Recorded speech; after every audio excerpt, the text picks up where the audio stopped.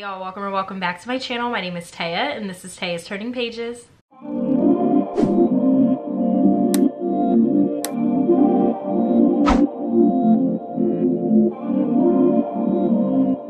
So we're back with another reading vlog, but as you can tell by the title of this video, we are going to switch gears here, and instead of reading thrillers or horror books, we're finally going to be reading a romance book. Now don't get me wrong, I love my thrillers and I don't mind horror from time to time, but I truly love filming romance reading vlogs because I just love love and I'm such a lover girl. So anytime I can gush over love, romance, and just new fictional couples that I'm going to obsess over, I'm going to do that. But this reading vlog is actually going to be a bit different because this is actually the start of a new series that I'm going to have on my channel, and it is called Spin the Book Block series. Now, could I have come up with a better name? Possibly. I'm not mad at it. It's a little bit long, but you guys get the gist. So this series is going to be an ongoing series on my channel. I'm not going to really restrict myself too much or make it a hard set rule, like where I have to upload a video in the series like every month or something along those lines. I really want this to be more casual, more chill, more fun, especially because the point of this series is I'm going to go back and spin the block and reread some of my favorite books and see if they still hold up. My reading and my taste in reading and authors and just the different genres overall has evolved so much, and I really want to go back and read some of these books that I continue to recommend for beginners and just people in general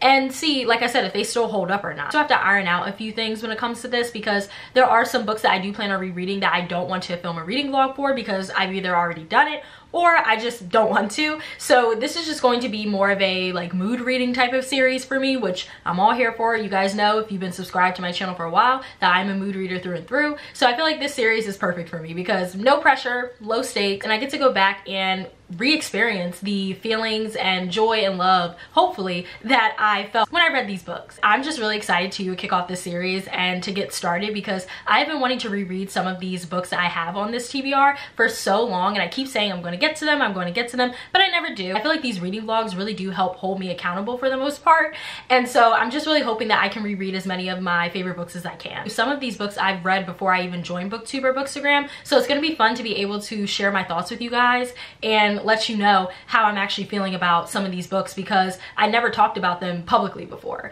So like I said, this is just going to be a good time, and I'm just excited to see where this series goes. I was actually going to start it next year in 2024 and kick it off in January, but some things happened with my filming schedule this week, so I was like, you know what, we're just going to start it now and just take it into the new year. It's my channel, so we're good. So the book that I will be reading for this video and that will kick off the Spin the Book Block series is The Wedding Date by Jasmine Guillory. Long time no see when it comes to this author. I used to love Jasmine Guillory's books, y'all. I was absolutely obsessed with this woman's writing style and the way that she wrote rom-coms, to the point where The Wedding Date is actually the first rom-com that got me into the genre and got me into reading romance for fun. Wild, I know. Especially because I feel like Jasmine Guillory and her books are very polarizing. For me, when this book came out, you couldn't tell me anything negative about this book. I thought that this book did what it needed to do at the time, and I'm just really curious to see, like I said, if it's still gonna hold up or not. And I did mention in my Pango Books book shopping video, I will leave that linked up above in the card somewhere, I mentioned that I ended up buying this from Pango and I wanted to film a video where I read this book, and so here we are. Foreshadowing queen, we love to see it. I think the last book that I read of hers was While We Were Dating, and that's in the same universe, I'm pretty sure, as The Wedding Date. So there's The Wedding Date, The Proposal, I think like The Royal Holiday or something like that. There's so many books within this series, and I thought I read them all, but clearly I have not. I've only read a few. I'm sure probably like the first like 3 or 4 books I have read, but I never finished out the series, so maybe I should do that one day. But out of all of those books that I did end up reading, The Wedding Date still holds the crown as the best one in my opinion. I did like The Proposal, which is the second book, but for me, nothing topped The Wedding Date. And so going back to my point, I just don't know if I'm still her target audience or if I'm really a fan of her work anymore. I did not care for While We Were Dating. Now, that could be because I was listening to the audiobook for that, and the narrator for the audiobook was like, just, in my opinion, she was not in. There were a lot of like steamy scenes within the book. The way that the narrator sounded when she was narrating those scenes gave me the ick. I'm not even gonna lie. So I think the audiobook just didn't do that book justice, but I have no intention nor any desire to go back and reread it physically. But it's a shame that I didn't end up liking that book just because I remember how excited I was to discover this series and getting all of the books that I could so that way I could read them. I actually do not remember the entire scope of the synopsis for this book. I know that there's obviously an interracial couple and that there is a fake dating scenario involving a wedding. So I am going to read the synopsis so that way all of us can get caught up to speed. I vowed to take thee as my date. To pretend to have and to hold, from rehearsal dinner to reception end, till Sunday do us part. Agreeing to go to a wedding with a guy she gets stuck with in an elevator is something Alexa Monroe wouldn't normally do. She's definitely not the spontaneous type, but there's something about Drew Nichols that's too hard to resist. Drew has never found it hard to meet women, or to know just when to leave them. But now, on the eve of his friend's wedding festivities, he's minus a +1 until a power outage strands him with the perfect candidate for a fake girlfriend. From the best man's toast to the bouquet toss, Alexa and Drew have more fun than they ever thought possible. But before they know it, Drew has to fly back to LA in his job as a pediatric surgeon, and Alexa heads home to Berkeley, where she's the mayor's chief of staff, and neither of them can stop thinking about the other. They're just two high-powered professionals on a collision course toward the long-distance dating disaster of the century, or closing the gap between what they think they need and what they truly want. That synopsis was really cute, and it's starting to bring back memories, so I love to see it. But I do remember liking Alexa's character a lot. I can at least say that. I remember liking her character a lot and thinking that she was very funny, and I just felt like Jasmine Guillory's voice in this story was so fresh, so fun, and just flirty, you know? Like, I just really, I really liked this story when I read it at the time. And I think this was published back in, oh gosh, what year was this? Because I read this when this book first came out. So I'm not new to this, I'm true to this, okay?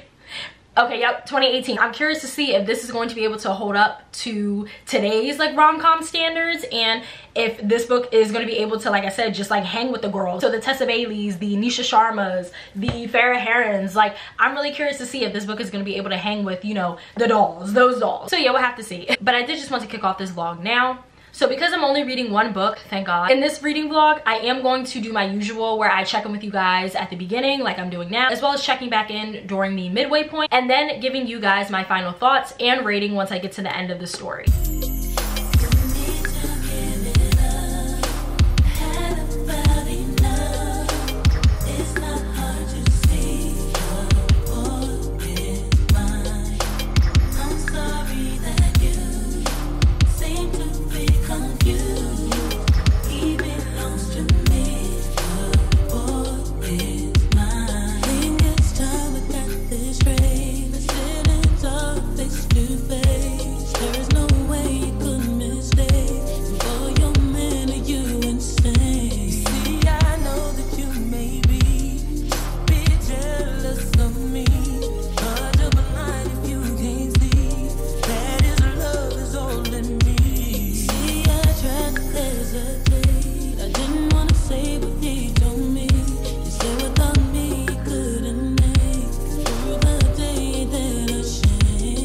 It's been a few days since I last checked in. I know I told you guys I was going to check in when I got to the 100 page mark or the halfway point. This past weekend was insane because, as you can see, my hairstyle changed. I got my braids done. I finally got the boho knotless, period. But yeah, I finally got my hair done, and that took a very long time. I had to sit for these braids for like 7 hours. Once I got back home, I collapsed and went to bed.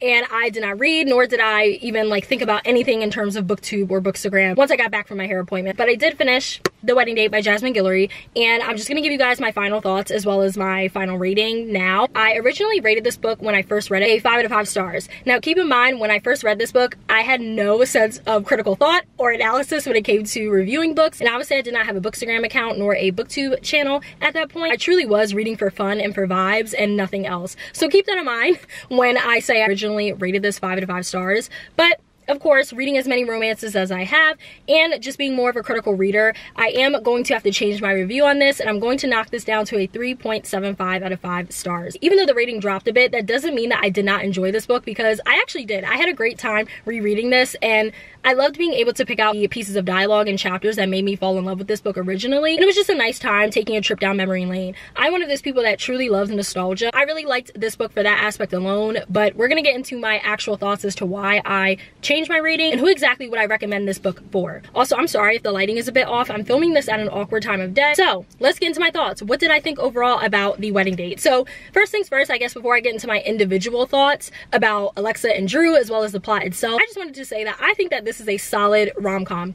I really really do. I think that if you're looking to really get your toes wet with the rom-com slash romance genre, specifically contemporary romance genre, I think that this is a good book to start with. And I said that before in previous videos. Before I reread this, I thought that this book was a great beginner's book into romance, and I still stand by that. And honestly, I think a lot of Jasmine Guillory's books are great introductions into the contemporary romance space. And I also think that if you are one of those romance readers that doesn't really like a lot of smut or doesn't really like a lot of steam, I think that this is a great book for you to also consider, because while there were mentions of steamy scenes in this book and Alexa and Drew got up to something, Jasmine Guillory does not go into full smutty detail the way that I feel like a lot of other authors do, like Tessa Bailey, for example. She does not go into full smutty detail as to what Alexa and Drew do in the bedroom, you know? So if you are one of those readers that does not really like a lot of smut, a lot of steam, or you rather it be somewhat of a fade to black moment, then I think this is a book that you should really consider. I'm going to start with the characters, more specifically Drew, and then we're going to get into Alexa because I have more to say, I feel like, about her than I do Drew.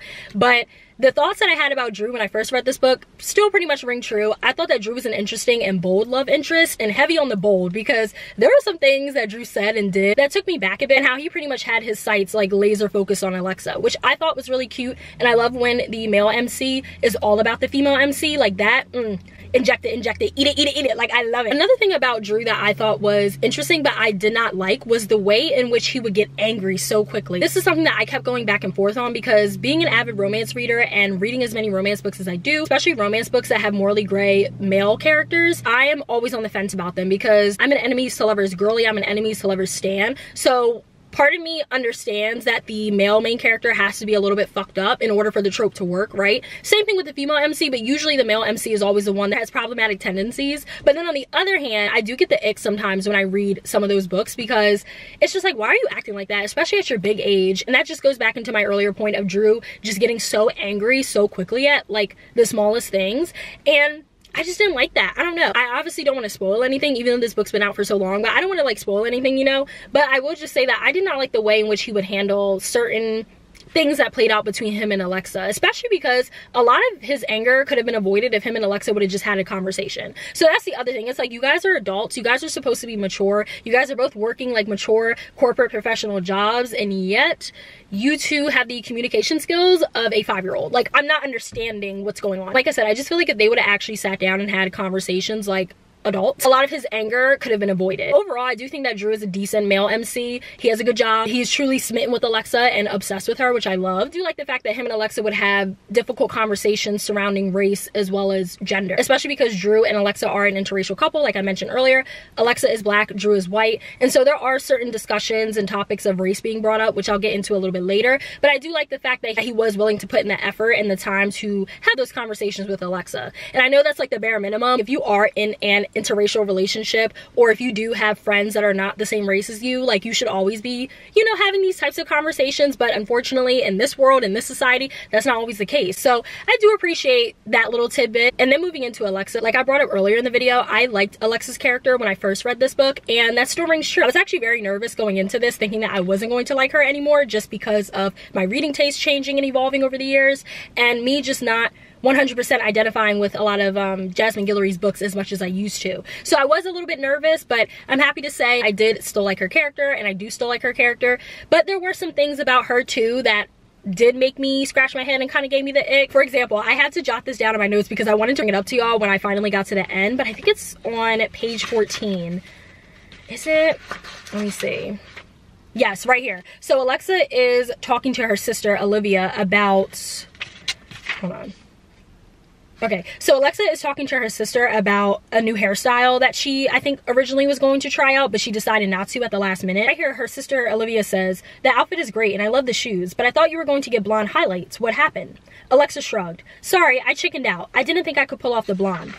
Olivia made a face at her. "Haven't we been over this? Look at Beyonce." Alexa laughed. "I know I'm the same skin color as Beyonce, but me and her blonde weave wouldn't go over too well during city council meetings. Even though I work in Berkeley, I still work for the mayor, you know?" So, like, I disagree with that sentiment. I disagree with that statement because while texturism is a real thing, and for those of you who do not know, texturism is essentially when someone is being discriminated against because of the texture of their hair. So this usually applies to black and brown people, but specifically black people, which is how the Crown Act came to be. And the Crown Act is a law that stops employers, and I think just people in general, from discriminating against black people and specifically black women for their hairstyles. So for example, I have braids in right now. If an employer decided not to hire me because of my braids, that is discrimination. While texturism is a real thing, and I acknowledge that, and I'm glad that Alexa acknowledges that, but if she has the same skin tone as Beyonce, and if she is going to have the same type of wig or weave that Beyonce has, i.e. the hairstyle that Beyonce had throughout all of the Renaissance World Tour, I'll pop up some pictures so that way you guys can see what I mean. Like, that is what Alexa is talking about. I'm not saying she wouldn't face certain criticisms and microaggressions and maybe flat out like discrimination from some of the council members. I just don't know if it would be to the same extent or the same caliber as someone that is dark skinned. You know what I'm trying to say? I'm not trying to make this into a huge like thing because at the end of the day, this is a contemporary romance book, but I just thought that was an odd thing to include. And I thought that having Beyonce as the comparison here was also very odd because Beyonce is high yellow. That is a light skinned Creole woman. And then the wigs and weaves that Beyonce wears, y'all see it, like it's a looser texture. That part I thought was a little bit strange to add in here, but I also have to remember that this is 2018 and we were still trying to really like figure out these conversations and really have these productive conversations surrounding texturism and the Crown Act. So I'm gonna, you know, let that slide, I guess. But it was just something that I wanted to bring up and I wanted to talk about because back then this probably flew over my head. But now, like I said, being more of a critical reader, I'm just kind of like, well, actually, there might be some truth to this, but not 100% truth. You know what I'm saying? So that's just something I wanted to bring up. Not that deep maybe in the grand scheme of things, but I have to talk about these things, y'all. Like I have to, especially as it relates to Beyonce. Like, you know I'm gonna bring it up.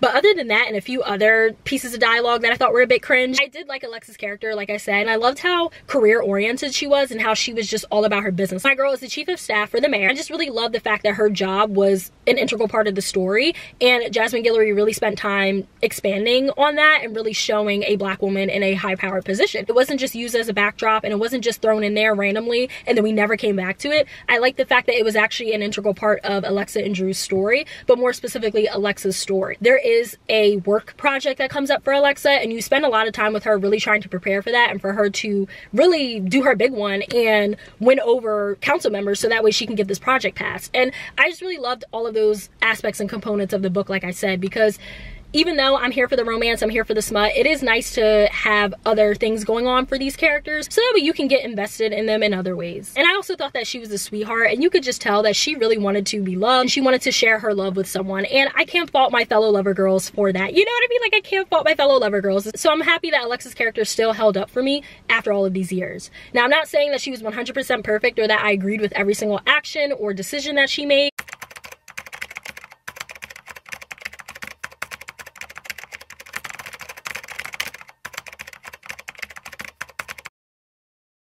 For the most part, I really did like her character. Now, getting into my thoughts about Drew and Alexa's relationship and them collectively, I thought that they were a lot cuter and I was more invested in them towards the end of the story. I felt like in the beginning and the middle, I'm not gonna lie to y'all, it did lull a bit and it did get a bit repetitive. Towards the end of the book, I was actually invested in them because there of course was some third act, you know, breakup tension going on between them. But then also too, you start to see both of their perspectives on one another and relationships overall shift. And I just thought it was so refreshing to see both of these characters go from being pretty closed off to anything more and treating this and each other just as a hookup slash a one-night stand, and then seeing them go from that to what they eventually become towards the end of the story. I just thought it was so cute. You could tell that they were down bad for each other. They tried to act like they weren't, but they were so down bad for each other, especially Drew. And so when they finally got their shit together and it clicked for them, I was so happy. I was like over the moon because I'm like, finally, you guys went through all of this back and forth, like internal back and forth, to finally being adults, communicating about your feelings and doing what y'all needed to do in order to make this work and be together in the end. Going back to what I brought up earlier about there being topics of race and gender, but specifically race being brought up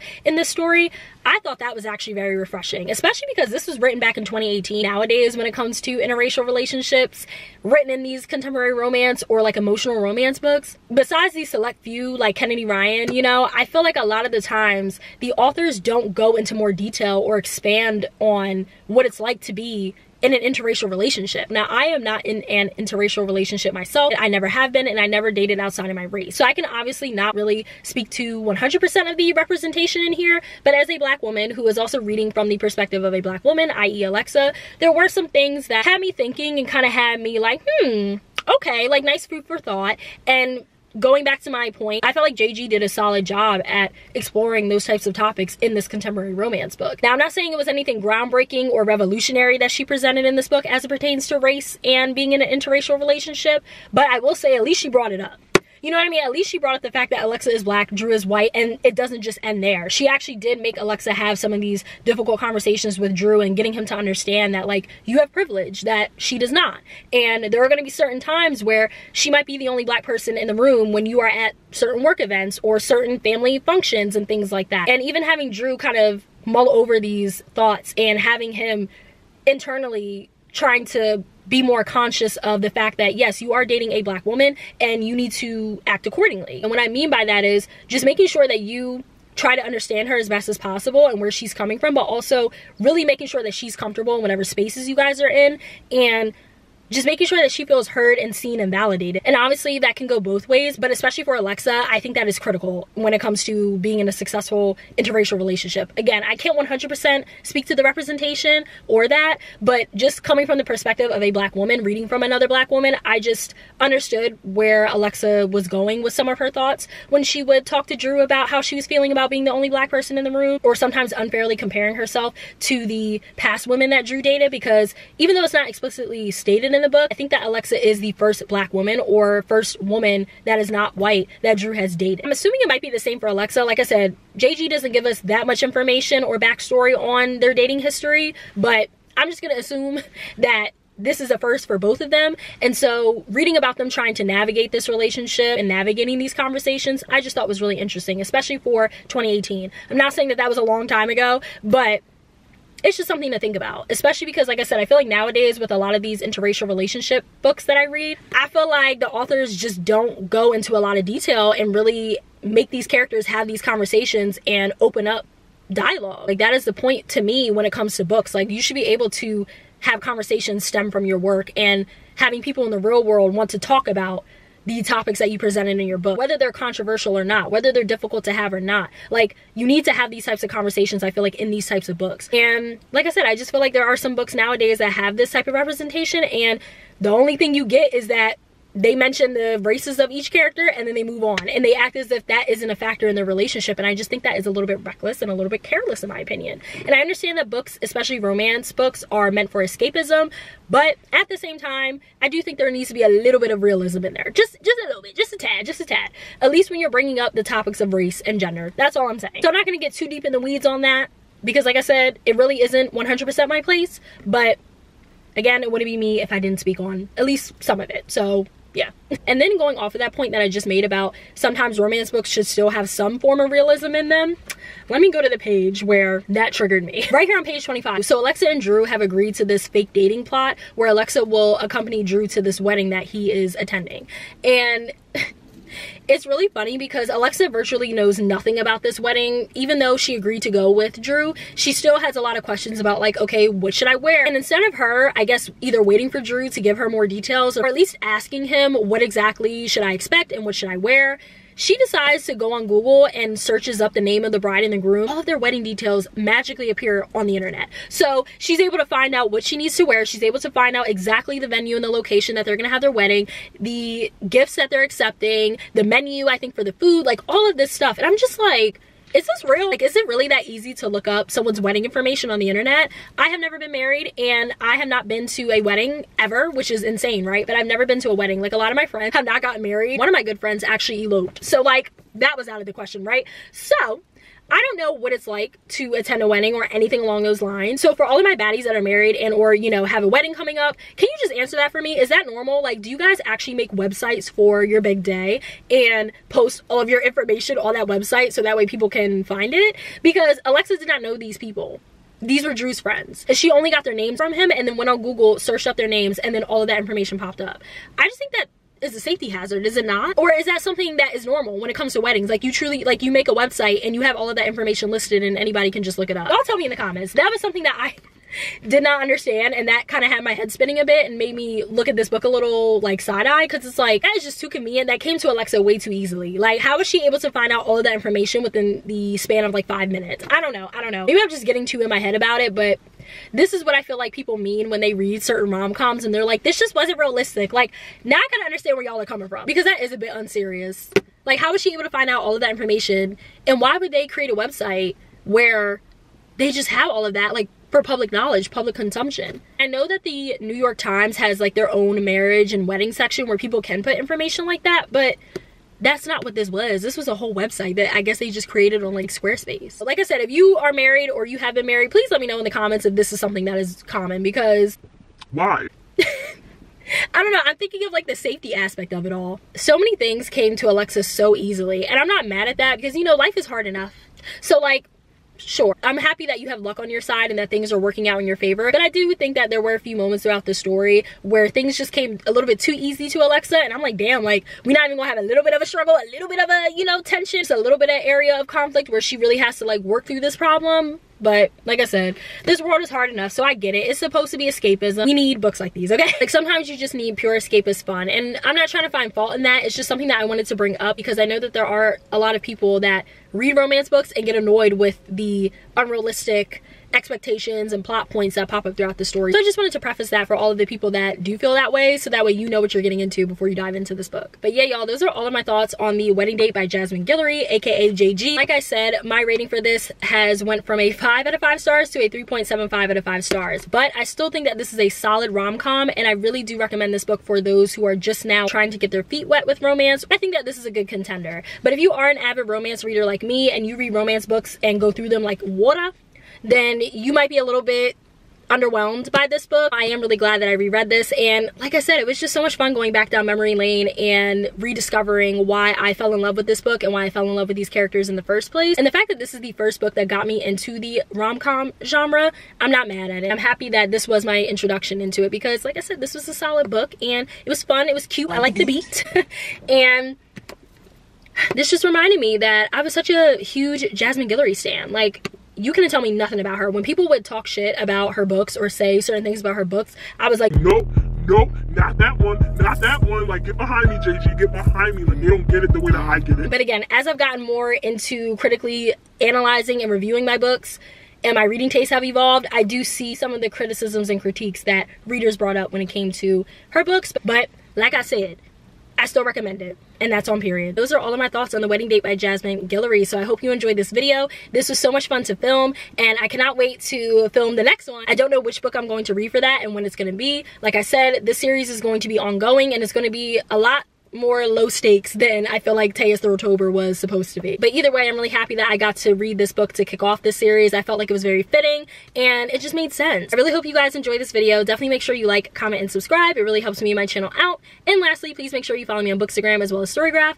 I will leave all of that information linked down below, as well as at the end of the video, like I always do. I will see you guys in my next video.